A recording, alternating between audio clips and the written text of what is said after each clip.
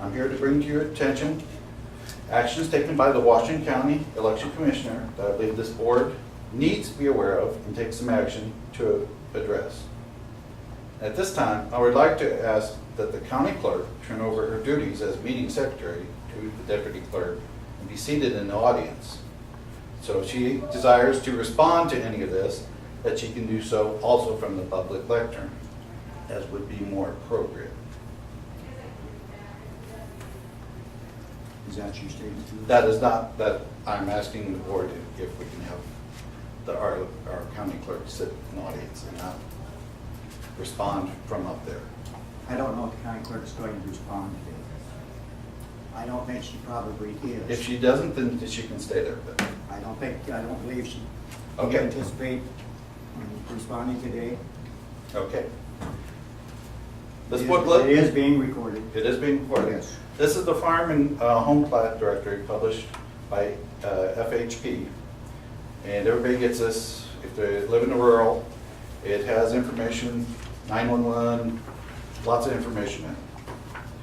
The 2010 edition is also supplied out by the clerk's office and was mailed out and should be arriving today or tomorrow.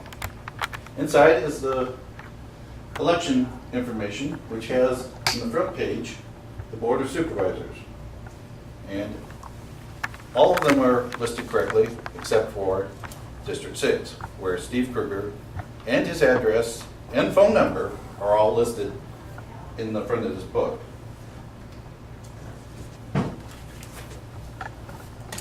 And I have copies of it. If you, the board.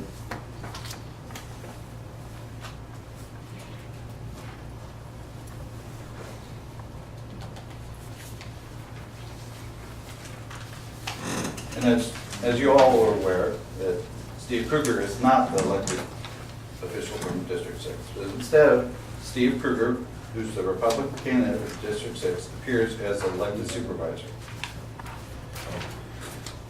He has not been elected and is running against the Democratic candidate for that district, Steve Bruner. As soon as we discovered this was a mistake, we contacted the FHB, and we were told that they received the information from the elected official about 2 to 3 months ago from the Washington County clerk. As you can imagine, we think this is a very serious problem, compounded by the fact our county clerk is also our election commissioner. Now, one can only guess how beneficial it is for Mr. Kruger's campaign to have his name published in a document now in the hands of all rural landowners and sold by the county government, listing him as the de facto supervisor for District 6, or how detrimental it is to his opponent, Mr. Bruner. One thing is clear, it violates the fundamental principles of our country's federal and state election laws to ensure elections will be conducted by government officials fairly and without government intervention or bias.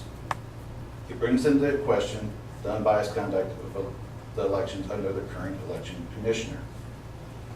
Therefore, today I offer a suggested recourse to be taken by this board for both the short and long term. First, the clerk should contact FHP publishers and Mr. Kruger's name replaced by Ms. Thompson's with any cost paid by the clerk personally and not with county funds. She should also obtain a list of all rural landowners who have already received the directory and correct the error by letter, again, bearing the cost herself.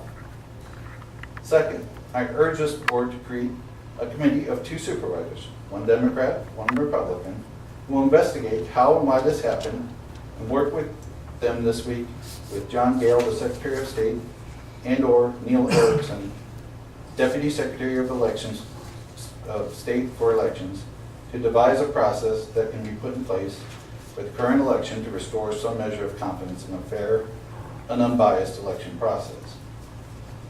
Results of their findings should be presented to this board along with any additional required actions for public record. My own proposal for this committee is to consider and seek approval from the Secretary of State that all election responsibilities for November election be immediately given to the current election clerk, Carol Kerr, along with the salary supplement currently given to the county clerk for her election commissioner role. Third, for the long term, I encourage the board to create an independent position of election commissioner.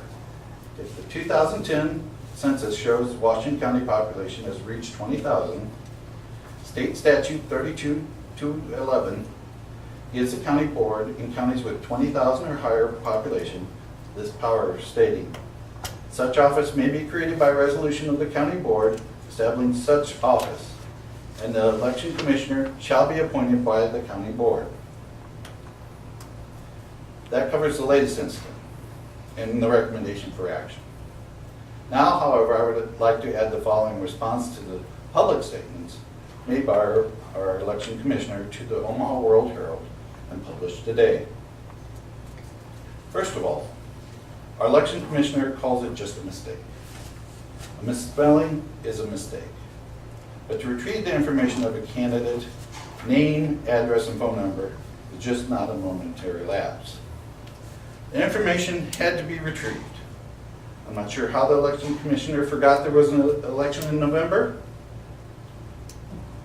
Second, it was stated in the article that this had occurred when the primary election had just gotten over, which is incorrect. It occurred on June 22nd, as verified with the company representative that came to Washington County for the information. Third, it was stated in the article by our election commissioner she had not realized her mistake until Monday when she picked up the copies of the directory at the post office, which is doubtful since it was Columbus Day and the post office was closed. I'm sure she had already been notified of it over the weekend. In addition, it's come to my attention that our election commissioner has been very active in Washington County Republican Party activities, which for that position is very inappropriate and certainly a conflict of interest. I would ask our election commissioner to summarize for the record any partisan activities, including committees, roles, campaigns, and donations done by her and her family while being the election commissioner. In summary, the actions done by the election commissioner, along with previous occurrences and public false statements relating to the event, show a lack of professionalism. They are at minimum inappropriate, certainly unethical, and possibly illegal. For that reason, I ask that the board act on this item today, as the upcoming election is only weeks away, and therefore this cannot wait. If there are any other questions,